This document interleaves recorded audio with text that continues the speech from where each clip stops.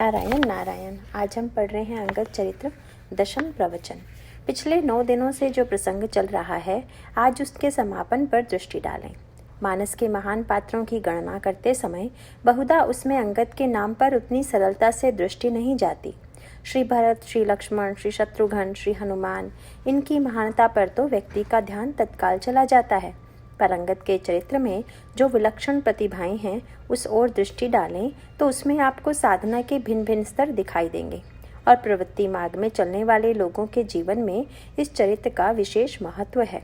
पर इतना होते हुए भी अंगद के चरित्र में कुछ दुर्बलताएं हैं जिनसे वे क्रमशः ऊपर उठते हैं, और उसकी पराकाष्ठा यह होती है कि प्रारंभ में तो वे भगवान से प्रेम करते हुए दिखाई देते हैं, पर अंत में प्रभु ने अंगद को अयोध्या से विदा किया तब वे बड़े व्याकुल भाव से प्रभु के चरणों में प्रणाम करके जाने को बाध्य हुए, और लौटने के पूर्व अंगद जी ने बड़े प्रेम पूर्वक हनुमान जी से अनुरोध किया और कहा कि आपसे मेरी एक प्रार्थना है, आप बार बार श्री राम को मेरी याद दिलाइएगा। कहो दंडवत प्रभु सये, तुम्हें कहो कर जोरी, बार बार रघुनायक ही सुरति कराय हूँ मोरी। हनुमान जी ने लौटकर प्रभु के सामने अंगद के ही प्रेम का वर्णन किया। गोस्वामी जी कहते हैं कि भक्त तो भगवान के प्रेम में डूबते हुए दिख पड़ते हैं, पर श्री राम जिनके प्रेम में डूबे हुए दिखाई देते हैं वे हैं अंगद जी। जब हनुमान जी प्रभु को अंगद का प्रेम सुनाने लगे तो वे अंगद के प्रेम में डूब गए। तासु प्रीति प्रभु सन कही, मगन भय भगवंत। इस प्रकार जो भगवान से प्रेम करते करते अंत में भगवान के प्रेम पात्र बन गए वे हैं अंगद जी महाराज। अंगद के चरित्र को आप गहराई से पढ़ेंगे तो आपको यह स्पष्ट प्रतीत होगा कि अंगद का चरित्र तो सचमुच बड़ा विलक्षण है, बड़ा उज्जवल है, और सचमुच वे ऊपर उठते हुए कहाँ से कहाँ पहुँच गए। उसी क्रम में अंगद के चरित्र के विकास का सबसे महत्वपूर्ण प्रसंग है रावण की सभा में अंगद का पदरोपण। रावण की सभा में अंगद अपना पाद रोप देते हैं और प्रतिज्ञा करते हैं, रावण, यदि तुम या तुम्हारी सभा का कोई व्यक्ति मेरा पैर हटाने में समर्थ होगा तो मेरी यह घोषणा है कि मैं सीता जी को हार जाऊंगा और श्री राम लौट जाएंगे। कितनी विचित्र प्रतिज्ञा है। बहिरंग दृष्टि से देखें तो लगता है कि अंगद के द्वारा बड़ी भयानक प्रतिज्ञा की गई। अंगद के द्वारा की गई इस प्रतिज्ञा और पदरोपण का क्या अभिप्राय है? राक्षस अंगद का चरण हटाने में समर्थ नहीं हो पाते, इसके संकेतों पर पिछले प्रवचनों में चर्चा हुई थी। वहाँ अंगद के पैर की तुलना मोह से की गई है, परंतु यह उपमा थोड़ी अटपटी इसलिए है क्योंकि उससे किसी के मन में प्रश्न उठ सकता है, तो फिर रावण और अंगद में भेद ही क्या रहा? रावण भी तो मोह है, परंतु यह साहित्य की एक शैली है। मुझे विश्वास है कि आप इस शैली से परिचित होंगे और उसको आप रूढ़ अर्थ में नहीं लेंगे। वहाँ पर किसी विशेष उद्देश्य से ही अंगद के पैर की तुलना मोह से की गई है। ऐसे प्रयोग आपको कई प्रसंगों में मिलेंगे। भगवान राम जब मारीच के पीछे दौड़े, उसके पश्चात भगवान राम का स्वर सुनकर सीता जी ने लक्ष्मण को उनके सहायतार्थ जाने के लिए कहा, और जब वे चले तो वहाँ गोस्वामी जी ने भगवान के लिए जो वाक्य कहा वह कुछ सुंदर सा नहीं लगता। लक्ष्मण वहाँ जा रहे हैं जहाँ चंद्रमा रूप रावण के लिए राहु रूप राम जा रहे हैं। बंदसी देव सौंपी सब काहू, चले जहाँ रावण शशि राहु। रावण की तुलना चंद्रमा से करना और श्री राम को राहु बताना यह तो प्रचलित परंपरा के विपरीत है, पर वहाँ पर इसका तात्पर्य मात्र इतना है कि जैसे चंद्रमा में जब पूर्णता का अभिमान आ जाता है और चंद्रमा का परतीयगामित्व ही उसके जीवन का कलंक है, और रावण भी जैसे जनक नंदनी सीता का हरण करता है तो वहाँ उसे देखकर चंद्रमा का स्मरण आना कवि के लिए स्वाभाविक है। वहाँ पर इसका अर्थ इस प्रकार लिया गया है कि जैसे राहु चंद्रमा को पूरी तरह से ग्रसने में समर्थ हो जाता है, वैसे ही भगवान श्री राम की सामर्थ्य रावण को अपना ग्रास बना लेगी। वहाँ भगवान राम को राहु कहकर आदर अनादर करने का कोई अभिप्राय गोस्वामी जी का नहीं है। इसी प्रकार से अंगद के प्रसंग में भी उनके चरण को मोह का वृक्ष कहने का अभिप्राय यही है कि रावण जैसे कुयोगी के लिए मानो अंगद का चरण मोह का वृक्ष बन गया। मोह बिटप नहीं सकही उपारी। गोस्वामी जी ने अंगद के संदर्भ में 2 और भी बहुत बड़ी मधुर उपाएं दी हैं। मोह का वृक्ष सुनकर कानों को जो एक अटपटापन लगता है वह इन दोनों उपमाओं के द्वारा मिट जाएगा। एक उपमा तो गोस्वामी जी देते हैं मानस में और दूसरी दोहावली में। मानस में उन्होंने कहा, भूमि न छाड़त कपि चरण, देखत रिपु मद भाग, कोटि विघ्न ते संत कर, मन जिमि नीति न त्याग। यह बड़ा विचित्र वाक्य कहा गया है और इसके दो अर्थ लिए जाते हैं। जैसे करोड़ों विघ्न आने पर भी संत का मन नीति का परित्याग नहीं करता, वैसे ही अंगद का पांव भूमि को छोड़ नहीं रहा है। या दूसरे अर्थ में कहें तो पृथ्वी ही अंगद के चरण को नहीं छोड़ रही है। इस उपमा में मानो पृथ्वी नीति है और अंगद का चरण मानो संत का मन है। इस प्रकार एक तो यहाँ पर गोस्वामी जी ने उस मोह शब्द का परिहार करने के लिए अंगद के चरण की तुलना संत के मन से की है। दूसरी उपमा उन्होंने दोहावली में दी। बड़ा आश्चर्यजनक है और उसके साथ बड़ी विचित्र प्रतिज्ञा है। और प्रतिज्ञा भी कहाँ की? रावण की सभा में किसी बंदर ने अंगद से पूछ दिया कि महाराज, आपको प्रतिज्ञा करते हुए डर नहीं लगा? जब किसी बंदर ने पूछा कि आपने उस सभा में यह प्रतिज्ञा की, जबकि आपको यह पता था कि रावण कैलाश पर्वत को उठा चुका है, और जिस रावण ने कैलाश पर्वत को उठा लिया, उस रावण की सभा में यह कहना कि तुम या तुम्हारी सभा में कोई भी मेरे पैर को उठा दे, यह एक ऐसी बात है? उस समय आपकी बुद्धिमत्ता और गणित का ज्ञान कहाँ गया था? अंगद ने इसका बहुत अच्छा उत्तर दिया। वे बोले, मुझे पता था कि रावण कैलाश पर्वत को उठा चुका है, तो भी मेरा पैर नहीं उठा सकेगा। बड़ी विचित्र बात है। यह कौन सा गणित है? कोई यह कहे कि यह व्यक्ति 50 मन का बोझ उठा चुका है, तो अब यह 5 मन का बोझ क्या नहीं उठा सकेगा? यह तो बड़ी बेतुकी बात हुई। पर अंगद ने बहुत अच्छी बात कही। इसमें बड़ा सुंदर आध्यात्मिक तत्व है। रावण ने कैलाश पर्वत उठाकर सचमुच ही बहुत बड़ी भूल की। रावण का यह जो कैलाश पर्वत उठाना है, स्थूल दृष्टि से तो यह बड़ा वीरता का कार्य है, पर साधन और आध्यात्म की दृष्टि से रावण के जीवन की यही सबसे बड़ी भूल भी कही जा सकती है। कैलाश पर्वत को उठाने के पीछे रावण की मनोवृत्ति क्या है? भगवान राम और श्री भरत के संवाद में इसका एक बड़ा सुंदर संकेत आता है। रावण यह घोषित कर चुका है कि शंकर मेरे गुरु हैं और भगवान शंकर रहते हैं कैलाश पर। तो कैलाश पर्वत सहित गुरु को उठा लेने का अर्थ क्या हुआ? गुरु शब्द का एक अर्थ है अंधकार को दूर करने वाला। दूसरा अर्थ है जब कोई वस्तु भारी होती है तो कहते हैं वह तो बड़ा गुरुतर बोझ है। मानस में कहा गया है कि सेवा धर्म कैलाश पर्वत या सुमेरु पर्वत से भी भारी है। हर गिरिते गुरु सेवक धर्मो, यह बड़ा सार्थक शब्द है। साधना में गुरु का महत्व क्या है? साधना में गुरु का महत्व श्री राम और भरत के संवाद में चित्रकूट में व्यक्त हुआ। जब भगवान राम ने अयोध्या का राज्य चलाने का भार भरत को सौंपते हुए कहा कि पिता के धर्म की और प्रजा की रक्षा का भार अब तुम पर है, तब भरत जी ने व्याकुल होकर कहा कि प्रभु, इतना बड़ा भार मुझे देने से पहले आपने मेरी योग्यता पर दृष्टि नहीं डाली? क्या मुझ जैसा अयोग्य व्यक्ति इतना बड़ा बोझ उठाने में समर्थ है? देवन दीन सबु मोहि अभारू, मोरे नीति न धर्म विचारू। प्रभु ने गुरु वशिष्ठ की ओर इंगित करते हुए कहा कि भरत, तुम चिंता क्यों करते हो? इधर देखो, ये कौन है? प्रभु ने बड़ा ही सुंदर साहित्यिक और दार्शनिक शब्द कहा।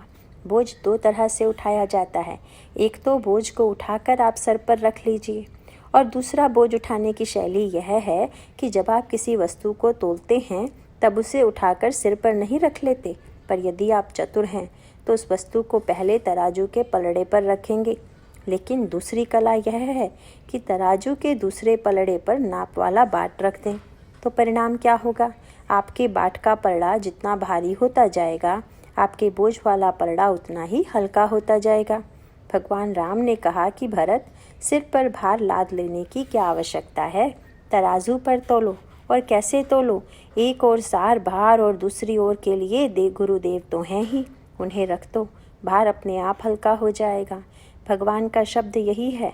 भरत, तुम कहते हो कि यह बोझ बहुत अधिक है, पर हम लोगों को गुरु वशिष्ठ जैसे गुरु प्राप्त हैं। सोचो, मैं इतना बड़ा राज्य छोड़कर चला आया। पिताजी इतने अस्वस्थ थे, पर उस समय मेरे मन में भी यही विश्वास था कि कुछ भी क्यों ना हो, गुरुदेव हैं तो कोई चिंता नहीं, अयोध्या का राज्य ठीक ठाक चलता रहेगा। भरत, मैं तुम्हें भी वही मंत्र दे रहा हूँ कि जब कोई समस्या का भार आए तो तुम गुरु के चरणों की धूल ले लेना। दे सुको सुपरिजन परिवारु, गुरुपद रजहि लाग छर भारू। ये शब्द कितने सुंदर हैं। गुरु के चरण रज का जो कण है वह इतना भारी है कि वह भारी समस्याओं को हल्का बना देता है।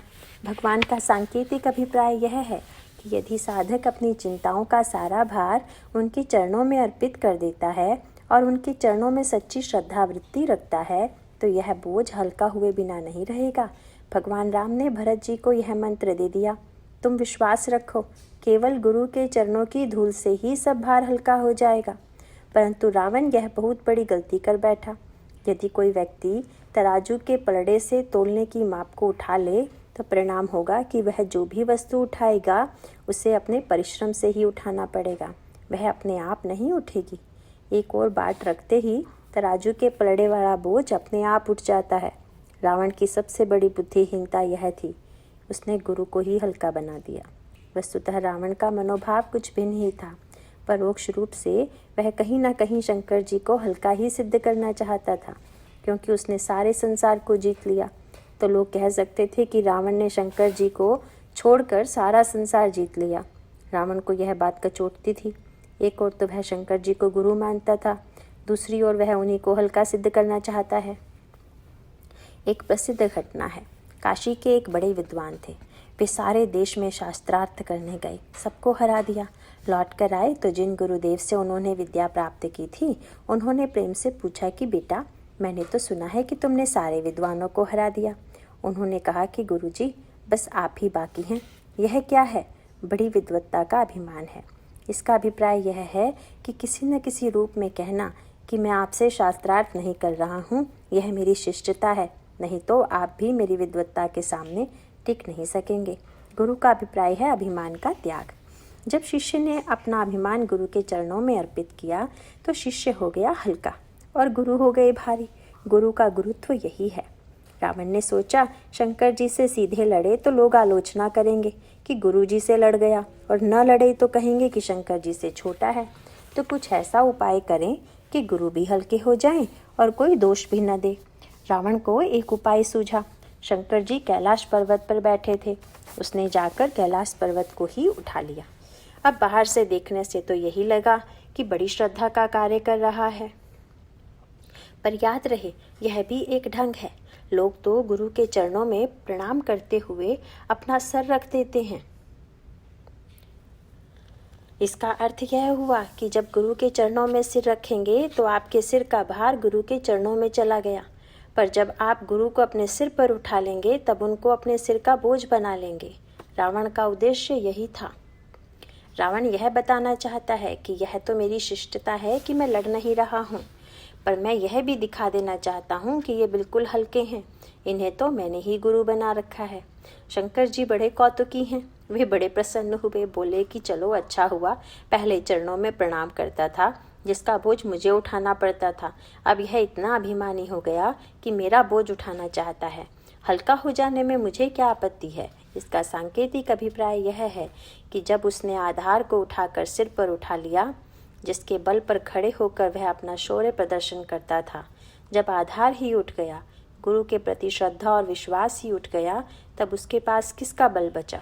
इसका तात्विक अभिप्राय यह है कि रावण अभिमान के कारण ही शिव की कृपा से वंचित रह गया। रावण ने कैलाश को उठाकर संसार को दिखा दिया, परंतु अब तो वह धनुष को भी नहीं उठा पाता, अंगद को भी नहीं उठा पाता। क्यों नहीं उठा पाता? जिसके सहारे उठा पाता था वह वस्तु ही जब नहीं रह गई तो कैसे उठा पाएगा। वह वस्तु भगवान राम के पास थी। अन्य राजाओं ने भी धनुष को उठाने का प्रयत्न किया, पर उसे हिला भी नहीं सके। फिर जब श्री राम उठे तो लोगों को बड़ा आश्चर्य हुआ। भगवान ने प्रयत्न भी नहीं किया और धनुष स्वयं ही उठ गया। गोस्वामी जी कहते हैं कि प्रभु ने तो उसे उसी कौशल से उठाया जो उनके पास था। श्री राम धनुष को तत्काल नहीं उठा लेते। धनुष जो इतना भारी था वह हल्का कब हुआ? वह हल्का तब हुआ जब तराजू के दूसरे पलड़े पर धनुष से भी भारी बोझ आ गया। धनुष के पास पहुंचकर भगवान ने क्या किया? मन ही मन गुरुदेव को प्रणाम किया। गुर ही प्रणाम मन ही मन कीन्हा, बति लाघव उठाई धनु लीन्हा। और कहा, गुरुदेव आपने ही धनुष उठाने और तोड़ने को कहा है, अतः यह कार्य आपके ही बल से होना है। अति लाघव, यह लाघव शब्द लघु से बना है और गोस्वामी जी ने इस पंक्ति में लघु और गुरु दोनों शब्दों का प्रयोग किया है। जो ही श्री राघवेंद्र ने माना कि यह तो गुरुजी का संकल्प है, गुरुजी की कृपा से पूरा होने वाला है, इसमें मैं तो केवल निमित्त दिखाई दे रहा हूँ, इस निरभिमानता, इस विनम्रता और इस गुरु भक्ति के कारण ही मानो वह अभिमान का धनुष हल्का हो गया। श्री राम साक्षात ईश्वर होते हुए भी संसार के सामने मानो यह एक स्वरूप प्रस्तुत करते हैं। उस धनुष यज्ञ में रावण भी आया था, परंतु उसने धनुष उठाने की चेष्टा ही नहीं की।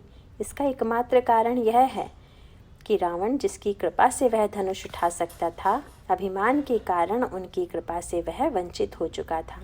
अंगद बोले कि मुझे यह पता था कि यह शंकर के कैलाश को उठने वाला नहीं है।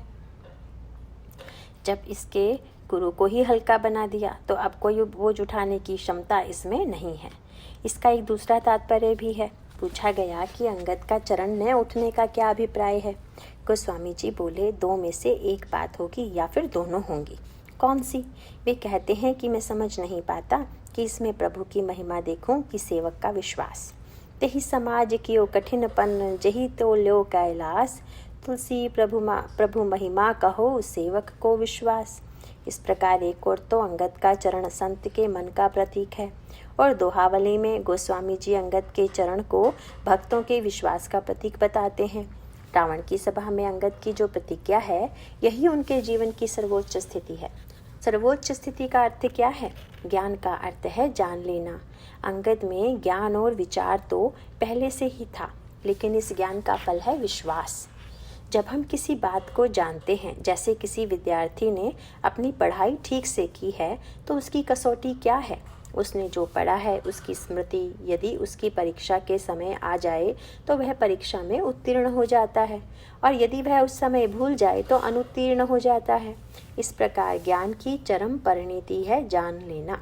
जाने बिनु न होई परतीति। विश्वास दो प्रकार का होता है, बिना जाने विश्वास और जानकर विश्वास। बिना जाने विश्वास में धोखे की संभावना बनी रहती है। विश्वास के कारण कई लोग ठगे जाते दिखाई देते हैं। जहाँ पर विश्वास के कारण व्यक्ति ठगा जाता है, वहाँ समझना होगा कि वह अज्ञान मूलक तथा लोभ मूलक विश्वास है या किसी वृत्ति से प्रेरित विश्वास है। आपने सुना होगा कि किसी साधु वेशधारी ने लोभ दिखा दिया कि हम तो नोट दूना बनाते हैं। सामने वालों ने विश्वास कर लिया। यह विश्वास ज्ञानजन्य नहीं है, लोभजन्य है। रहीम ने बहुत बढ़िया बात कही है। जैसे चश्मा लगा लेने से सामने की वस्तु बड़ी दिखाई लगती है, वैसे ही जब व्यक्ति लोभ का चश्मा आंख पर चढ़ा लेता है तो छोटा व्यक्ति भी बड़ा दिखने लगता है। दिए लोभ चश्मा चखनी, दीनहु बड़ो लखाए। यदि नोट दूना करने वाला चश्मा चढ़ा तो धूर्त भी एक बड़ा साधु लगने लगता है, व्यक्ति उससे ठगा जाता है। यह तो अज्ञानजन्य लोभजन्य विश्वास है। उस विश्वास में तो हानि की संभावना है, लेकिन गोस्वामी जी जिस मार्ग से विश्वास की प्राप्ति बताते हैं, उसके अनुसार भगवान की सबसे बड़ी कृपा तब है जब विश्वास प्राप्त हो जाए। राम कृपा बिनु सुनु खगराई, जानी न जाई राम प्रभुताई। जाने बिनु न होई परतीति, बिनु परतीति होई नहीं प्रीति। ज्ञान में व्यक्ति के पुरुषार्थ की प्रधानता है, पर विश्वास तो पूर्णतः भगवत कृपा का ही फल है। जानने के बाद उस अवस्था में प्रतिष्ठित होना अंगद के चरित्र की विशेषता है। बिनु विश्वास भगति नहीं, तेहि बिनु द्रवहि न राम। वस्तुतः यह विश्वासी भक्ति का प्राण और भक्ति का सर्वस्व है। और वहाँ यह भी कहा गया, बिना प्रेम के भक्ति दृढ़ नहीं होती। प्रीति बिना नहीं भक्ति दृढ़ाई। प्रेम बिना विश्वास के नहीं आता, विश्वास बिना ज्ञान के नहीं होता। मानस में तो विश्वास की व्याख्या बड़े ही विस्तार से और विशद रूप में की गई है। विश्वास में क्या विशेषताएं होती हैं, क्या समस्याएं आती हैं, उसे भिन्न भिन्न प्रसंगों में अलग अलग प्रतीकों के माध्यम से प्रकट करने की चेष्टा की गई है। जैसे विश्वास का एक रूप यह बताया गया कि संत समाज मानो तीर्थराज प्रयाग है। आप लोग तो तीर्थराज प्रयाग के दर्शन करने गए होंगे। वहाँ अक्षय वट के दर्शन की परंपरा है। त्रिवेणी संगम के पास एक वट वृक्ष है। उस वट वृक्ष के साथ परंपरा से एक शब्द जुड़ा हुआ है, अक्षय वट। गोस्वामी जी कहते हैं, जहाँ सत्संग हो रहा है वही त्रिवेणी संगम है, तो अक्षय वट क्या है? गोस्वामी जी सूत्र देते हैं, अचल विश्वास ही अक्षय वट है। बटु विश्वास अचल निज धर्म। वह अचल शब्द ही उसका प्राण है। विश्वास का प्राण है अचल। इसका अर्थ यह हुआ कि यदि आप कहीं से वट का वृक्ष देखकर चले जाएं और प्रयागराज के उस वट वृक्ष को देखें तो बहिरंग दृष्टि से तो दोनों में कोई भेद नहीं दिखेगा, लेकिन भेद है। अन्य वट को हम वट कहते हैं, पर तीर्थराज के संगम पर जो वट है उसके साथ साथ एक शब्द और जोड़ देते हैं, अक्षय वट। देखने में तो सारे वट एक जैसे दिखाई देते हैं, लेकिन उनमें और अक्षय वट में बड़ा भेद है। जितने लोग मिलते हैं सभी कहते हैं कि मैं ईश्वर पर विश्वास करता हूँ, ईश्वर को मानता हूँ। लाखों लोग विश्वासी हैं और सभी एक जैसे दिखाई देते हैं, परंतु उनका विश्वास क्या अचल और अक्षय है? अब इस वृक्ष का नाम अक्षय वट क्यों पड़ा? इसकी क्या विशेषता है? इसका परिचय आपने पुराणों में पढ़ा होगा। मानस में भी गोस्वामी जी ने चित्रकूट में, जहाँ पर श्री भरतपुरवासियों और परिवार के साथ प्रभु के पास जाते हैं, वहाँ सीता जी और जनक जी के प्रसंग में एक रूपक का प्रयोग किया है। मार्कंडेय जी बड़े दीर्घजीवी महापुरुषों में गिने जाते हैं। एक बार उन्होंने भगवान से कहा कि प्रभु, मैं प्रलय देखना चाहता हूँ। भगवान मुस्कुराकर बोले कि तुम जरूर देखोगे। क्यों? इसीलिए कि तुम्हारी आयु इतनी लंबी है तो प्रलय भी तुम्हारे सामने ही आ जाएगा, तब देख लेंगे। मार्कंडेय जी ने कहा, नहीं महाराज, प्रलय आएगा तो हमें भी मर जाना पड़ेगा। मैं प्रलय देखना चाहता हूँ, पर बिना मरे ही देखना चाहता हूँ। प्रलय देख भी लूँ और मरूँ भी नहीं। भगवान ने कहा कि ठीक है, देखेंगे। उसके बाद अचानक भगवान अंतर ध्यान हो गए और मार्कंडेय जी को चारों ओर प्रलय का दृश्य दिखाई देने लगा। जैसा कि पुराणों में वर्णन आया है, सारा समुद्र उमड़ पड़ा, सारी पृथ्वी उसमें डूब गई और प्रयाग की भूमि पर भी जल लहराने लगा। और तब मार्कंडेय जी को लगा कि हम भी डूबे जा रहे हैं। सहसा उन्होंने एक वृक्ष देखा। ज्यों-ज्यों जल बढ़ रहा था त्यों-त्यों वह वृक्ष ऊपर उठता जा रहा था। देखकर चकित हो गए। बड़ी विचित्र बात है, सब डूब रहे हैं पर यह तो ऊपर ही उठता जा रहा है। और इससे भी अधिक आश्चर्य उन्हें तब हुआ जब उन्होंने देखा कि उस वृक्ष के एक पत्ते पर एक दिव्य सुंदर सांवले रंग का बालक लेटा हुआ मुस्कुरा रहा है और उसके पैर का अंगूठा उसके मुंह में है। आश्चर्य! सब डूब रहे हैं और यह बालक बचा हुआ है। बचने के लिए उस बालक ने स्थान भी चुना तो वट के पत्ते को चुना। और उससे भी अधिक आश्चर्य कब हुआ जब मार्कंडेय जी को लगा कि अब मैं डूबने ही वाला हूँ, तो उस बालक ने मार्कंडेय जी की ओर अंगुली बढ़ाई। बालक ने बूढ़े को बचाने के लिए जब हाथ बढ़ाया तो बड़ा अद्भुत दृश्य था। बालक डूबने लगे तो बूढ़े लोग हाथ बढ़ाकर बचाते हैं, पर यहाँ तो बूढ़े मार्कंडेय डूब रहे हैं और बालक ने हाथ बढ़ा दिया। मार्कंडेय जी ने जो ही हाथ पकड़ा, भगवान ने ऊपर से सहारा दे दिया। ये भगवान बाल मुकुंद थे। परिणाम यह हुआ कि शांत होकर वे उसकी डाल के पास खड़े हो गए। सारा प्रलय का दृश्य समाप्त हो गया। भगवान ने कहा कि मार्कंडेय, तुम प्रलय देखना चाहते थे, सो मैंने तुम्हें दिखा दिया। गोस्वामी जी कहते हैं, अक्षय वट अचल विश्वास है। विश्वास के संदर्भ में गोस्वामी जी ने बड़े महत्व की बात कही है। केवल चिल्लाने से नहीं होगा कि मेरे पास विश्वास है, मेरे पास विश्वास है। विश्वास तो तब होगा जब प्रलय होने लगेगा। सृष्टि का प्रलय होगा तब की बात तो अलग है, पर हमारे आपके जीवन में प्रलय होते ही रहते हैं। प्रतिकूलताएं समुद्र की तरह उमड़ पड़ती हैं और उससे हम चारों ओर से हताश हो जाते हैं। ऐसा लगता है कि हम गए। ऐसी परिस्थितियां हम लोगों के जीवन में आती हैं। तब व्यक्ति को लगता है कि इस समस्या से हम पार नहीं पा सकेंगे। मानव संकेत यह है कि प्रतिकूल परिस्थिति, सब कुछ डूब जाने की परिस्थिति में जो विश्वास बढ़े, वही सच्चा विश्वास अक्षय वट है। जबलपुर में हमारे एक परिचित व्यक्ति थे। पहले तो वे शंकर जी की बड़ी भव्य पूजा करते थे, फिर उनके जवान पुत्र की मृत्यु हो गई। उन्होंने नौकर को आदेश दिया कि शंकर जी की जितनी भी मूर्तियां हैं उन्हें फेंकाओ। इसका अर्थ क्या हुआ? इतने दिन तक तो ऐसा लगता था कि उन्हें पूजा में बड़ा विश्वास था और समझते थे कि मुझे बड़ा विश्वास है, पर जब उनके सामने यह दृश्य उपस्थित हुआ तो उन्हें क्या लगा कि भगवान ने तो मेरे साथ यह बड़ा विश्वासघात किया है। वह विश्वास तो अक्षय नहीं है। विश्वास की पहली शर्त यह है कि वह अति प्रतिकूल परिस्थिति में भी बढ़ता ही जाए, घटे नहीं। दूसरा संकेत है, प्रलय के समय वट के पत्ते पर भगवान बैठे हैं। इसका अर्थ क्या है? मानो भगवान ने मार्कंडेय से कहा कि जब जीवन में प्रतिकूलताओं का समुद्र उमड़ पड़ता है, तब सब कुछ डूब जाने पर भी जो बचा रहे वही विश्वास है।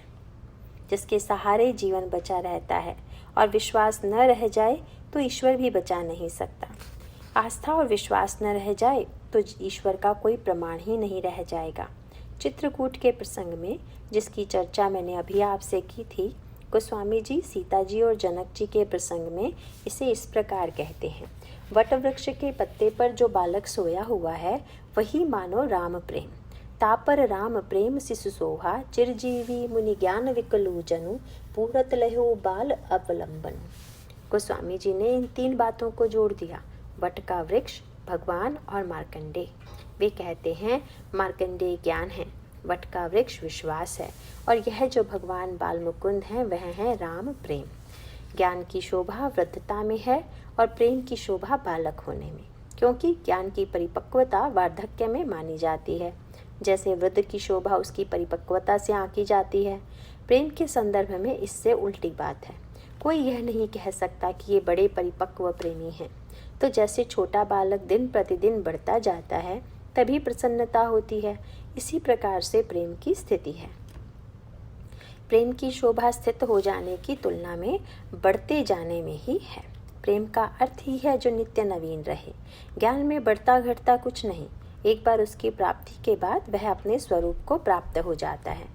यहाँ पर गोस्वामी जी कहते हैं कि चित्रकूट में भी जब जनक जी के हृदय में श्री किशोरी जी को वन की विपरीत परिस्थितियों में देखा तो जनक जी की स्थिति उन्हीं मार्कंडेय जी की तरह हो गई, और वे भी इस प्रलय से श्री राम के प्रेम के सहारे इस प्रलय से उबर सके। मोह मगन मति नहीं विदेह की, महिमा सिय रघुवर स्नेह की। गोस्वामी जी कहते हैं कि मैं श्रद्धा रूपी भवानी और विश्वास रूपी शंकर जी की वंदना करता हूँ। भवानी शंकरो वंदे श्रद्धा विश्वास रूपिणो, यही विश्वास का दूसरा रूप है। भगवान शंकर ने विष को भी पी लिया और उसे अमृत बना लिया, इसीलिए विश्वास की दूसरी परिभाषा है वह जो विष को भी अमृत बना सकता है। शंकर जी के जीवन में इसका प्रत्यक्ष प्रमाण है। साधारण विश्वास तो कोई भी कर सकता है। विश्वास पूर्वक मिठाई का प्रसाद लीजिए, कल्याण होगा। मिठाई का प्रसाद तो कोई भी ले लेगा, चलो कल्याण नहीं भी हुआ तो मिठाई का स्वाद तो मिलेगा ही।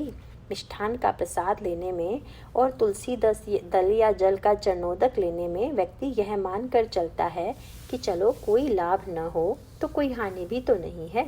एक युवक ने मुझसे एक दिन बड़ा तर्क किया कि मुझे तो ईश्वर पर कोई विश्वास नहीं है। कुछ दिन बाद जब मैं काशी में गोस्वामी जी द्वारा प्रतिष्ठापित संकट मोचन हनुमान जी के दर्शन को गया तो वहाँ वही युवक हनुमान जी के सामने हाथ जोड़े खड़ा हुआ है। दर्शन कर चुका तो मैंने उससे पूछा कि लगता है तुम्हारे विचार बदल गए। उसने कहा बदला तो नहीं है। फिर यहाँ कैसे आ गए? उसने कहा आजकल परीक्षाएं चल रही हैं, इस समय छात्रावास के सभी विद्यार्थी यहाँ दर्शन करने आते हैं, तो मुझे डर लगता है कि सब जा रहे हैं और मैं न जाऊँ तो क्या पता हनुमान जी हों ही और मुझे फेल कर दें। तो इससे अच्छा है कि चलो, जाने में क्या हानि है। न हुआ सो समझ लो घूम आए। केवल हाथ ही तो जोड़ना है, सिर ही तो झुकाना है, इसमें हानि क्या है? यदि है तो ठीक, न हो तो भी ठीक। तो इस प्रकार का विश्वास तो न जाने कितने लोग करते हैं, पर विश्वास का अभिप्राय यह है कि शंकर जी को पीने के लिए विष दिया गया और उसे भी वे पी गए। मीरा को चरणोदक के रूप में विष दिया गया। मीरा को पता था कि यह विष है, पर कितनी अगाध आस्था रही होगी, कितना अगाध विश्वास रहा होगा कि उन्होंने कहा कि नहीं नहीं, यह भगवान का चरणोदक है, इससे कल्याण ही होगा।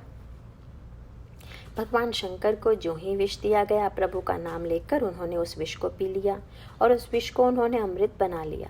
नाम प्रभाव जान शिवनी को, कालकूट फल दीन अमी को। शंकर जी उस विष को पीकर अमर हो गए, विष अमृत हो गया।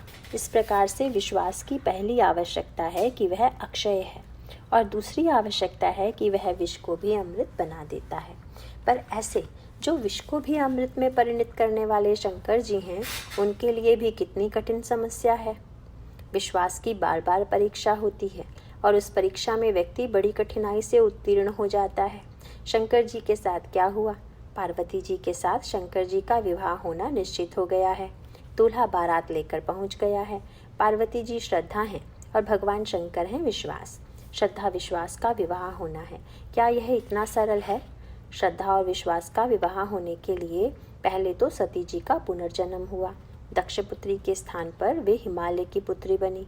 सती शरीर का परित्याग किया, नया जन्म लेकर कितनी तपस्या की, तब भगवान शंकर ने स्वीकार किया। श्रद्धा विश्वास का मिलन होने वाला है, लेकिन अभी परीक्षा बाकी है। पार्वती किसकी बेटी है? माता पिता कौन है? पिता हिमाचल है और माँ है मैना। वही सूत्र है, हिमाचल माने जो अचल है। पर्वत का एक नाम है अचल। पार्वती के पिता अचल हैं और माँ मैना अर्थात बुद्धि है। इसका अभिप्राय यह है कि जब मैना और हिमाचल का योग हो, जब अचल आस्था और शुद्ध बुद्धि का योग हो, तब श्रद्धा का जन्म होता है। अब जब परीक्षा हुई तो मैना यानी इतनी पैनी बुद्धि भी प्रारंभ में अनुत्तीर्ण हो गई। इसीलिए तो महापुरुषों ने भगवान से प्रार्थना की है कि प्रभु मेरे विश्वास की परीक्षा कभी मत लेना। दूसरे लें तो कोई बात नहीं, लेकिन आप न कीजिएगा, क्योंकि यह विश्वास तो हमें आपसे ही मिलता है और आप ही हमारे विश्वास को छीनकर हमारी परीक्षा लेंगे। हम विश्वास देखना चाहेंगे, तब तो हम अनुत्तीर्ण हुए बिना रहेंगे ही नहीं। इसका अभिप्राय यह है कि बुद्धिमान से बुद्धिमान व्यक्ति भी प्रतिकूल परिस्थिति होने पर विश्वास खो बैठता है। मैना ने तो हिमाचल से बुद्धि की परिभाषा में कह दिया था, घर भी अच्छा हो, वर भी अच्छा हो और उसका कुल भी अच्छा हो। जो घरु बरु कुल हो ही अनूपा, करई विवाह सुता अनुरूपा। पर जब बाद में पता लगाया कि शंकर जी का घर कहाँ है, तो पता चला कि शमशान में रहते हैं। जब पता लगाया गया कि इसका कुल कौन सा है, तो पता चला कि इनके पिता का ही कुछ पता नहीं। और जब पूछा कि वर कैसा है, तो बोले पागल है। फिर यह दूल्हा आया था अपने स्वाभाविक वेश में। शंकर जी यदि चाहते तो रूप बदलना उनके संकल्प मात्र से ही संभव था, पर जब देवताओं ने कहा कि महाराज कुछ समय के लिए आप जरा अपना यह रूप छोड़ दीजिए, तो शंकर जी ने मुस्कुराकर कहा, अब जब श्रद्धा की परख ही हो रही है, तो हमारा असली रूप देखकर श्रद्धा यदि बनी रहे, तभी तो वह श्रद्धा है। नकली रूप देखकर जो हो वह वास्तविक श्रद्धा है क्या? श्रद्धा तब मानेंगे जो विश्वास के प्रतिकूल रूप को देखकर भी बनी रहे। अब संसार के जो दूल्हे हैं, वे बेचारे यही कोशिश करते हैं कि अन्य दिन चाहे न भी मिले, पर उस दिन तो सवारी अवश्य मिल जाए। अन्य दिन उतना अच्छा कपड़ा न भी हो, पर उस दिन मिल जाए। इस बात का संसार में बड़ा सम्मान है। इसके बिना वर दूल्हा नहीं माना जाता। पर भगवान शंकर कहते हैं कि जो वरत्व सवारी और कपड़े से मिलेगा, वह तो दूसरे दिन उतर जाएगा। पर मेरा वरत्व तो यही है कि मैं जैसा हूँ वैसा ही चलूँगा, नकली वेश में बिल्कुल नहीं। इधर मैना सोने के थाल में दीपक जलाए हुए प्रतीक्षा कर रही थी। उसके मन में कैसी मधुर मधुर कल्पनाएं उठती हैं। मैना उस बुद्धि की प्रतीक है जो दूल्हे का काल्पनिक रूप का चिंतन कर प्रसन्न रहती है। परंतु जब दूल्हा द्वार पर पहुंचा और मैना थाल लेकर आई, तो क्या दिखाई पड़ा? बिल्कुल उल्टा दृश्य। मैना शुभ आरती संवारी, संग सुमंगल गावहि नारी। कंचन थार सोह बर पानी, परिछन चली हरही हर्षानी। इस दूल्हे की आरती कौन उतारे? थाल पटक दिया और बस घर में रोना धोना मच गया। विकट वेश रुद्र ही जब देखा, अवलंभ उर भय भयो विशेषा। भागी भवन पैठी अति त्रासा। बुद्धि भ्रमित हो जाती है। तात्पर्य यह है कि कल्पित चीज पर हम आस्था और विश्वास भले ही पालें, पर कभी कभी जब वह अपने वास्तविक रूप में आती है, तो हम देखकर चौंक जाते हैं। मैना जैसी बुद्धिमती नारी जिनकी बुद्धि बड़ी पैनी है, वे भी भ्रमित हो जाती हैं और उनकी बुद्धि यहाँ तक बिगड़ती है कि जिसने इस विवाह की योजना बनाई, उसको भी 10-5 बातें सुना दी। नारद कर मैं काह बिगारा, भवन मोर जिन बसत उजारा। सांचहु उनके मोह न माया, उदासीन धनु धाम उन जाया। पर घर घालक लाज न भीरा, बांझ की जान प्रसव कय पीरा। नारद से रुष्ट, शंकर जी से भी रुष्ट। नारद गुरु हैं, शंकर इष्ट हैं। विश्वास जब हमारी कल्पना के अनुरूप नहीं आता, तब हमारे मन में गुरु और इष्ट दोनों के प्रति भ्रांति पैदा हो जाती है। वह भ्रांति पार्वती में नहीं है। उन्हें ऐसा नहीं लगा कि कैसे पागल से मेरा विवाह हो रहा है। क्यों? देवताओं ने शंकर जी को उल्हाना दिया कि महाराज, मैना को यदि धोखा हुआ तो इसमें दोष तो आपका ही है। एक दिन के लिए आप ये सांप आदि हटा लेते तो कुछ बिगड़ जाता क्या? अब सांप को देखकर तो किसी को भी डर लगेगा। शंकर जी बोले कि पार्वती ने भी सर्प देखा, पर उन्हें तो डर नहीं लगा।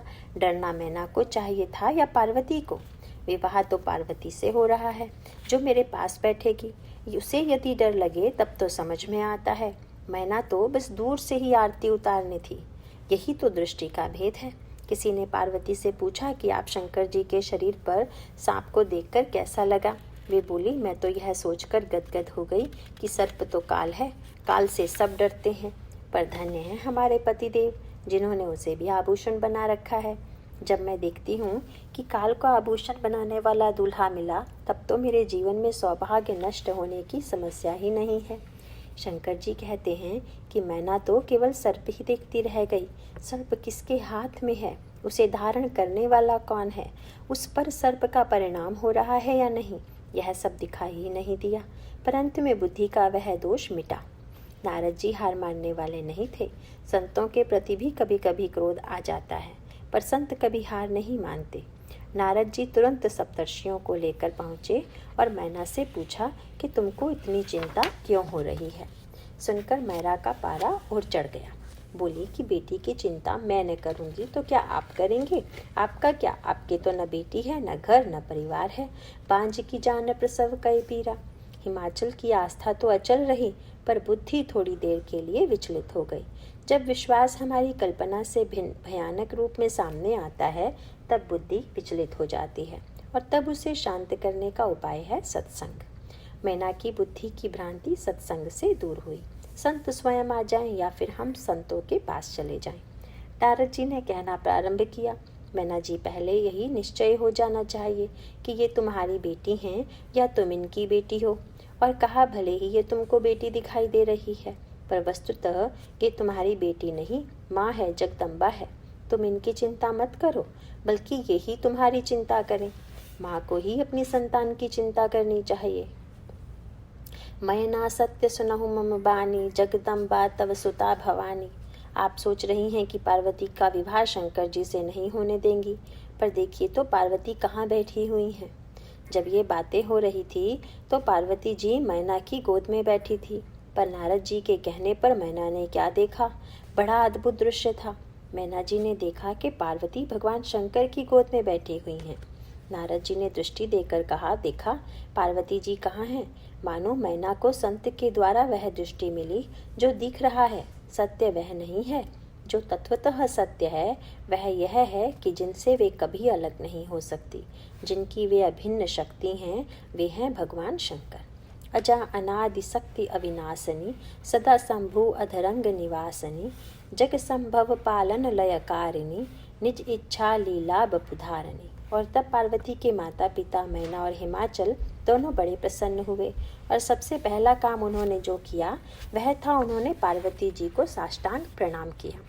तब मैना हिमवंतु आनंदे, पुनि पुनि पार्वती पद बंदे। एक बार नहीं, बार बार पार्वती जी संकोच में पड़ गई।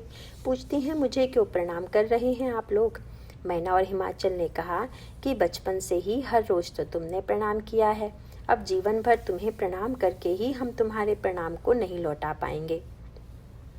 इसके बाद तीसरा संकेत है, विश्वास की कल्पित रूपरेखा के स्थान पर विश्वास के वास्तविक रूप को देखें।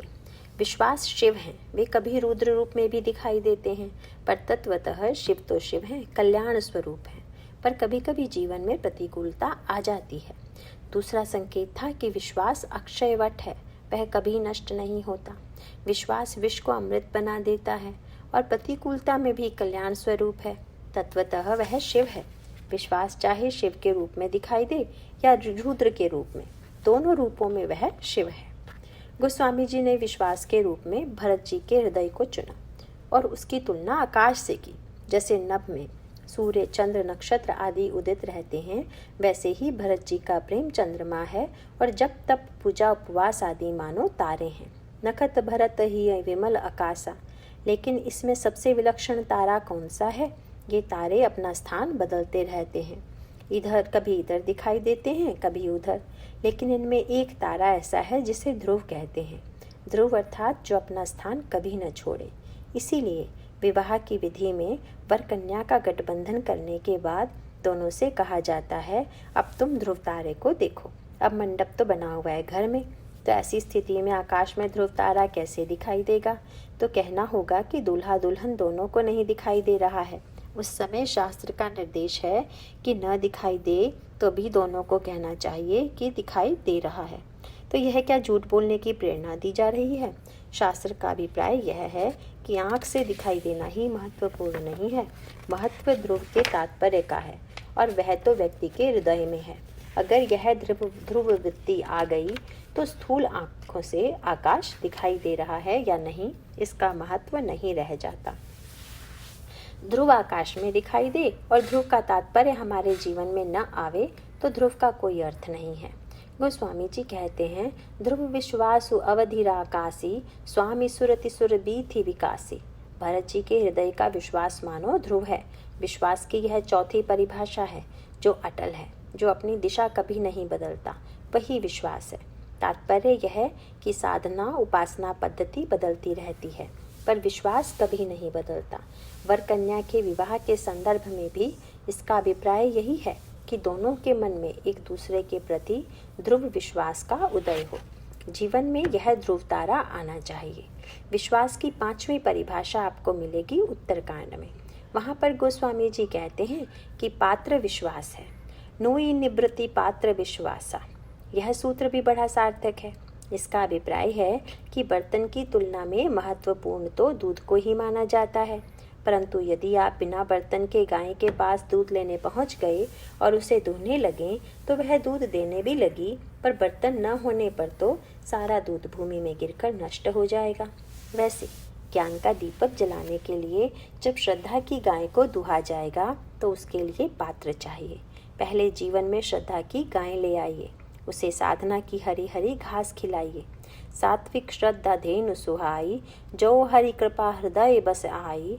जप तप व्रत जम नियम अपारा, जे श्रुति कह शुभ धर्म आचारा। पहले श्रद्धा और उसके बाद सत्कर्म। सत्कर्म की तुलना घास से की गई है। घास क्या है? किसी को यदि तुच्छ कहना हो तो उसकी तुलना घास फूस से करते हैं, पर गाय जितना भी दूध देती है वह चारे के द्वारा ही देती है। अब चारे और दूध में कितना अंतर है। कोई अतिथि आपके घर में आए और आप दूध दीजिए तो उसे वह अपना स्वागत समझेगा, और उसके सामने चारा रख दें कि इसी से दूध बनता है, लीजिए इसी को खा लीजिए, तो वह अपमान से क्रुद्ध होकर उठकर चला जाएगा। तो मुझे पशु समझते हो? इसका अभिप्राय यह है कि श्रद्धा रहित कर्म अपमानजनक घास के समान होगा। गाय उस चारे को खाकर दूध बना दे। इस प्रकार श्रद्धा में यह सामर्थ्य है कि वह हमारे सत्कर्म को दिव्य दूध के रूप में परिणत कर देती है। उसके बाद बताया गया कि चारा कैसा हो। आलस्य के कारण चारा सुखा कर रख लिया जाता है, वही खिला देंगे, पर गाय को पूरा आनंद तब आएगा जब उसे हरा हरा ताजा चारा दिया जाएगा। अर्थात साधना सूखी नहीं सरस चाहिए। सूखी साधना माने 10 दिन साधना किया फिर साल भर के लिए छुट्टी पा ली, लो हो गई साधना। यह नित्य साधना, हरी घास जैसे आप नित्य काट कर लाते हैं वैसे ही साधना एक दिन को भी न छूटे, नई से नई साधना होती रहे। अब चारा खिलाने के बाद भी गाय के स्तन में दूध कब आएगा? जब बछड़ा होगा। भाव बच्छ शिशु पाई पिन्हाई। श्रद्धा हो, सत्कर्म हो, भाव हो, फिर तीनों के बाद दूहने वाला अहीर हो। और वह अहीर भी कैसे चुना गया? दूहने की कला भी सब नहीं जानते। जिनको गाय दूहने का निरंतर अभ्यास हो वे ही बुढ़िया दूहते हैं। वैसे तो लोग दूहने वालों को बुला लेते हैं, पर उनके साथ अक्सर झगड़ा होता रहता है। क्यों? उनको कई जगह गाय दूहनी होती है। वे कभी जल्दी आ जाते हैं तो कभी देर से। गोस्वामी जी कहते हैं, इस गाय को दूहने के लिए अहीर रखे समय ध्यान रखना चाहिए कि वह अधिक घरों में दूध दूहने वाला न हो। और वह अहीर कौन है? मन ही वह अहीर है। श्रद्धा, सत्कर्म और भावना का जो फल होगा उसे दूहने वाला मन ही है। गोस्वामी जी मन के साथ 2 बातें जोड़ देते हैं। एक तो हाथ धोकर दूहेगा तो दूध साफ रहेगा, गंदे मन से मत दूहिए। और उसके साथ अगला वाक्य और भी सुंदर है, वह निज दास हो। निर्मल मन अहीर निज दासा। निज दास का क्या अर्थ है? जिनका मन बहुधंधी है, न जाने कहाँ कहाँ भटकने वाला है, कभी यहाँ गया कभी वहाँ गया, वह क्या दूहेगा? तो इस मन के अहीर में स्वच्छता हो, निज दासत्व हो। इस प्रकार सत्कर्म हो, सद्भाव हो, मन निर्मल हो। इस प्रकार सत्कर्म हो, सद्भाव हो, मन निर्मल हो, भटकने वाला ना हो, शांत हो, पर इसके बाद भी आपके जीवन में उतना ही दूध आएगा जितना आपके पास बर्तन होगा। नोई निवृत्ति पात्र विश्वासा, निर्मल मन अहीर निज दासा। बर्तन न हो तो दूध आएगा भी तो वह नीचे चला जाएगा। यह विश्वास ही बर्तन है। और बर्तन हो पर उसमें छेद हो तो क्या होगा? ऊपर से दूध आता रहेगा और इधर से बहता रहेगा। अतः विश्वास का जो बर्तन है उसमें छिद्र न हो। इस प्रकार विश्वास का एक रूप बर्तन है। जो प्रसंग चल रहा है, अंगद का पैर क्या है? गोस्वामी जी कहते हैं यह विश्वास है। जब अंगद ने रावण से कहा, तुम या तुम्हारी कोई भी सभासद यदि मेरा पैर उठा देगा तो मैं सीता जी को हार जाऊंगा। अंगद का चरण विश्वास है और रावण मोह तथा राक्षस दुर्गुण दुर्विचार हैं। यदि मोह या दुर्गुण दुर्विचारों द्वारा विश्वास डिग गया तो भक्ति की हार हो गई। बिनु विश्वास भगति नहीं, तेहि बिनु द्रवहि न राम। अंगद जी कहते हैं कि पैर डिगने से मैं सीता जी को हार जाऊंगा और उनका अभिप्राय यह है कि जब मेरा विश्वास डिग जाएगा, मेरी आस्था ही डिग जाएगी तो सीता जी की भक्ति की हार तो हो ही जाएगी। और विश्वास डिग गया, भक्ति की हार हो गई तो भगवान तो चले ही जाएंगे। अंगद के इस कथन का अभिप्राय यह है कि परिस्थिति चाहे जितनी भी प्रतिकूल क्यों ना हो, हमारा विश्वास कभी न डिगे। किसी ने अंगद से पूछा, आपने ऐसी प्रतिज्ञा करते समय सोचा नहीं? अंगद ने कहा, प्रतिज्ञा मेरी नहीं, स्वयं भगवान की थी। हमने तो केवल दोहरा भर दी। जनक के दूतों ने जब प्रतिज्ञा की तो अपनी ओर से थोड़े ही की थी। उन्होंने तो बस जनक जी के वाक्य को दोहरा दिया था। बोले, बंदी वचन पर सुनहु सकल महिपाल, पन विदेह कर कहई हम भुजा उठाई विशाल। भागवत में बड़ा सुंदर सूत्र आता है जिसमें भक्ति मार्ग की एक विशेषता बताई गई है। मार्ग में चलते हुए एक बहुत बड़ी आशंका रहती है कि व्यक्ति गिर ना पड़े। लोग कई तरह से गिर पड़ते हैं। आंख कहीं इधर उधर हुई तो ठोकर लगेगी और व्यक्ति गिर जाएगा, या कभी तेजी से दौड़े तो गिरने का डर बना रहेगा। ज्ञान मार्ग और कर्म मार्ग में गिरने और चोट लगने की संभावना है, लेकिन भक्ति मार्ग की विशेषता क्या है? भागवत में बड़ी अनोखी बात कह दी गई है और अंगद ने मानो इसी वाक्य को अपने जीवन में धारण कर लिया। क्या? इस सूत्र के अनुसार यह भक्ति का मार्ग इतना अनोखा है कि यदि कोई आंख मूंद कर दौड़े तब भी अच्छा खासा व्यक्ति भी गिर पड़े। आंख खोलकर दौड़ते हैं तो गिर पड़ते हैं, पर धावन निमील्यवान नेत्र न पतेत न सखले देह। कोई व्यक्ति आंख मूंद कर भी दौड़े तो भी इस भक्ति के मार्ग में न तो पतन है न स्खलन। अंगद का अभिप्राय क्या है? भगवान से लेकर संतों तक ने आंखें मूंदने के लिए कहा तो मैंने मूंद ली। कैसे? अपना गणित मैंने बिल्कुल नहीं सोचा कि मेरा चरण उठेगा या नहीं। इसका सांकेतिक अर्थ क्या है? जीवन के मार्ग में जहाँ पुरुषार्थ प्रधान मार्ग है, वहाँ तो व्यक्ति को निरंतर सजग रहना होगा। यदि वह सजग सावधान नहीं रहेगा तो पतन होने में देर नहीं लगेगी। कर्म मार्ग में भी पतन है और ज्ञान मार्ग में भी। पर नेत्र मूंद कर दौड़ने का संकेत रामायण में भी सुतीक्ष्ण जी के प्रसंग में बड़ा सुंदर किया गया है कि भगवान राम आ रहे हैं। यह सुनते ही सुतीक्ष्ण जी दौड़ पड़े। प्रभु आगवनु श्रवण सुनि पावा, करत मनोरथ आतुर धावा। तो धावन निमील्य वा नेत्रे का सबसे बड़ा उदाहरण है सुतीक्ष्ण का चरित्र। सुतीक्ष्ण जी दौड़े, पर दौड़े ही नहीं, आंखें भी मूंद गई। दोनों बातें उनके जीवन में हुई। आगे चलकर लिखा हुआ है, दिखाई देना बंद हो गया, मार्ग दिखाई नहीं दे रहा है, उत्तर दक्षिण पूर्व पश्चिम कुछ भी समझ में नहीं आ रहा है। यह भी भूल गई कि मैं कौन हूँ, मुझे कहाँ जाना है, किस दिशा में जाना है, सब कुछ भूल गई। तिसी अरु बिदसी पंथ नहीं सूझा, को में चले ऊँट कहाँ नहीं बूझा। लेकिन बड़ी अनोखी बात हुई, जब दिखाई देना बंद हो गया तो बैठ गए। मुनि मग माज अचल होई वैसा। बड़ी सुंदर बात है। जब हमको अपना लक्ष्य, अपना प्रयत्न ना सूझे, जैसे हमें किसी गांव में जाना है और हम गांव में न पहुँचें तो गांव हमारे पास थोड़े ही आवेगा। पर यदि हम भगवान की ओर चलें तो उसमें विशेषता यह है कि भगवान गांव की तरह जड़ तो नहीं है। यदि आप नहीं पहुँचेंगे तो वे ही यह सोचकर आपके पास आ जाएंगे कि वह मेरी ओर आ रहा था, नहीं आ पाया तो हम ही चलें। भगवान ने देखा कि सुतीक्ष्ण दौड़े चले आ रहे हैं तो लक्ष्मण जी से कहा, सुतीक्ष्ण स्वागत करने दौड़े चले आ रहे हैं। लक्ष्मण जी बोले, महाराज बहुत देर हो गई, वे नहीं आए तो प्रभु ने कहा कि चलो देखें कहाँ रह गए। सुतीक्ष्ण जी बैठे हुए हैं, आंखें मुंदी हुई हैं और भगवान सामने खड़े हुए हैं। भगवान राम सुतीक्ष्ण जी का हाथ पकड़कर बार बार कहते हैं, अरे भाई आंखें खोलो, कहाँ तो स्वागत करने आ रहे थे और कहाँ मैं आ गया हूँ, फिर भी देख ही नहीं रहे हो। गोस्वामी जी कहते हैं, मुनहि राम बहुभांति जगावा।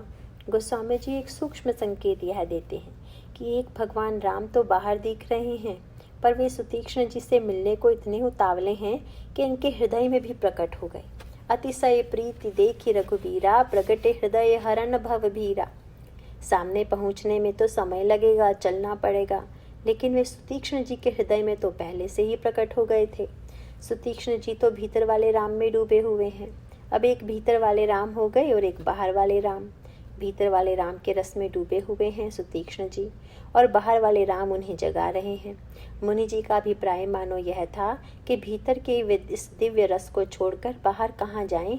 तब प्रभु ने सोचा कि मैं तो लोक कल्याण के लिए निर्गुण से सगुण बना, पर यदि लोग केवल भीतर ही भीतर देखेंगे तो अवतार लेकर बाहर आने का तो कोई अर्थ ही नहीं रह जाएगा। तब भगवान श्री राम ने भूप रूप तब राम दुरावा, हृदय चतुर्भुज रूप दिखावा। मुनि अकुलाई उठा तब कैसे, विकलहीन मणि फनिबर जैसे। आगे देखी राम तन श्यामा, सीता अनुज सहित सुख धामा। परयउ लकुट इन चरण ही लगी, प्रेम मगन मुनिवर बड़ भागी। सुतीक्ष्ण जी भगवान के चरणों में लिपट जाते हैं और इससे भगवान की बड़ी विचित्र शोभा हो गई। मुनहि मिलत अस सोह कृपाला, कनक तरहि जनु भेंट तमाला। बड़ी उल्टी उपमा है। मुनि जी से मिलकर भगवान की शोभा ऐसे बढ़ गई मानो तमाल का वृक्ष सोने के वृक्ष से लिपट गया हो। तमाल वृक्ष हैं श्री राम और सोने के वृक्ष हैं सुतीक्ष्ण जी। अब प्रश्न यह है कि सुतीक्ष्ण जी की शोभा राम से बढ़ी या राम की शोभा सुतीक्ष्ण जी से। गोस्वामी जी कहते हैं कि सुतीक्ष्ण जी से राम की शोभा बढ़ी, क्योंकि सुतीक्ष्ण जी मूर्तिमान प्रेम तथा श्री राम साक्षात ईश्वर हैं और ईश्वर की शोभा तो प्रेम से ही बढ़ती है। प्रेम के बिना ईश्वर अपूर्ण लगता है। इसका अभिप्राय यह है कि अब हमारा प्रियतम चैतन्य है। आँख मूंद लेने का तात्पर्य यह है कि पूरा विश्वास कर लिया। यह एक विलक्षण बात है कि विश्वास के मार्ग से चलने के लिए हम अपनी बुद्धि से नहीं सोचेंगे, अपनी दृष्टि से नहीं देखेंगे, अब तो पूरी तौर से आपकी ओर चल रहे हैं। अब ऐसी स्थिति में इस मार्ग में गिरेगा तो कौन गिरेगा? यदि भक्ति के मार्ग में चलता हुआ भक्त गिर जाए तो किसके यश की हानि है, भक्ति की या भगवान की? जब हनुमान जी का प्रभु से मिलन हुआ तब उन्होंने प्रभु और लक्ष्मण जी से प्रार्थना की, आप दोनों मेरे पीठ पर बैठ जाइए। प्रभु ने मुस्कुराकर लक्ष्मण की ओर संकेत किया कि इतना अच्छा बोझ ढोने वाला नहीं मिलेगा, हम दोनों का भार ले रहा है, ऐसे अवसर का लाभ अवश्य उठाना चाहिए, ऐसा वक्त कहाँ मिलेगा। हनुमान जी ने मुस्कुराकर दोनों को कंधे पर उठा लिया। वे बोले कि प्रभु पहले निर्णय हो जाए कि भार किसने उठाया। प्रभु बोले तुमने उठाया। बोले नहीं प्रभु, आप ध्यान रखिए, मैंने जानबूझकर आपको पीठ पर बैठाया है। क्यों? बोले पहाड़ पर चढ़ना है, परंतु जब आप इतनी दूर चलकर आए हैं तो पहाड़ पर भी चढ़ सकते हैं, मगर मुझे चिंता यह हो गई कि मुझे भी तो पहाड़ पर चढ़ना है और चढ़ने में सबसे बड़ा डर यह है कि जरा भी पैर फिसला कि व्यक्ति नीचे गिर जाता है। लेकिन पहाड़ पर चढ़ने वाला यदि किसी को अपनी पीठ पर बैठा ले तो जितनी चिंता चढ़ने वाले को नहीं होती, उससे अधिक चिंता पीठ पर बैठने वाले को होती है कि यदि कहीं गिरा तो सारी चोट मुझे ही तो लगेगी। इसीलिए महाराज जरा सोचिए कि कितनी बड़ी चिंता का भार मैंने आपको दे दिया कि हनुमान गिरेगा तो चोट आपको लगेगी। इसका अर्थ यह हुआ कि भक्त का यदि पतन हो जाए तो क्या होगा, इसकी चिंता भगवान करे, क्योंकि इससे चोट तो भगवान को ही लगेगी। लोग कहेंगे कि कैसे भगवान हैं, अपने भक्त को पतन से नहीं बचा पाए। इसीलिए इस मार्ग से भक्त समग्र रूप से समर्पित हो गया है और आँख मूंद लेने का तात्पर्य है भगवान में पूरी तौर से विश्वास। परिणाम यह होता है कि वहाँ पर पतन और स्खलन जैसे आदि यदि किसी का होता है तो वह भगवान का ही माना जाएगा। अंगद से पूछा गया, आप निश्चिंत क्यों थे?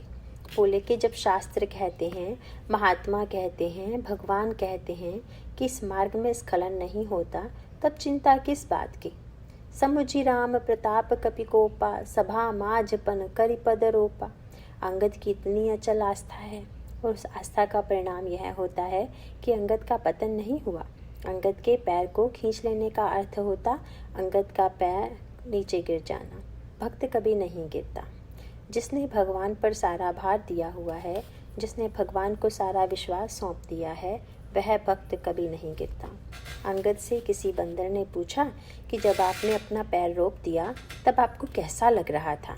एक ओर अकेले आप और दूसरी ओर इतने सारे राक्षस सब मिलकर आपका पैर उठा रहे थे। अंगद ने कहा कि तुम लोग कह रहे हो कि मैं अकेले था, पर मैं अकेले कहाँ था। अरे हनुमान जी मेरे पैर को कस कर पकड़े हुए थे और पृथ्वी भी मेरे पैर को जोर से पकड़े हुई थी। लंका भी मेरे पैर को पकड़े हुई थी, क्योंकि हनुमान जी ने रावण की सभा में घोषणा कर दी थी, रामचरण पंकज पर धरहु, लंका अचल राज तुम करहु। जब हनुमान जी कह चुके हैं कि भगवान की कृपा से जीव का पद अचल हो जाता है, पर यहाँ तो तीनों एक साथ हैं, भक्ति, भक्त और भगवंत। तीनों में से एक भी मिल जाए तो वह अचल हो जाए, पर यहाँ तो तीनों मिल गए अंगद के पक्ष में।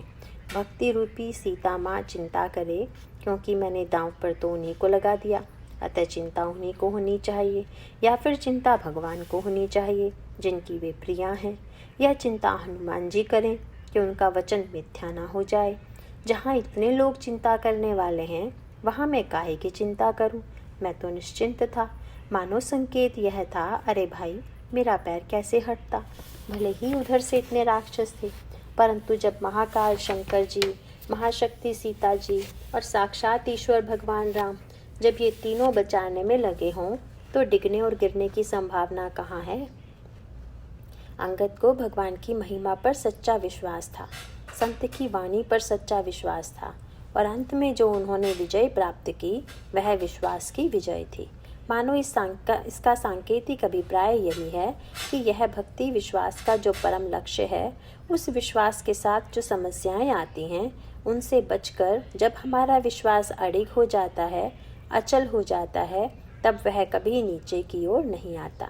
तब ऐसी परिस्थिति में यदि भगवान की विजय है, भक्ति की विजय है, और इसलिए यह अंगद की विजय है। नारायण नारायण।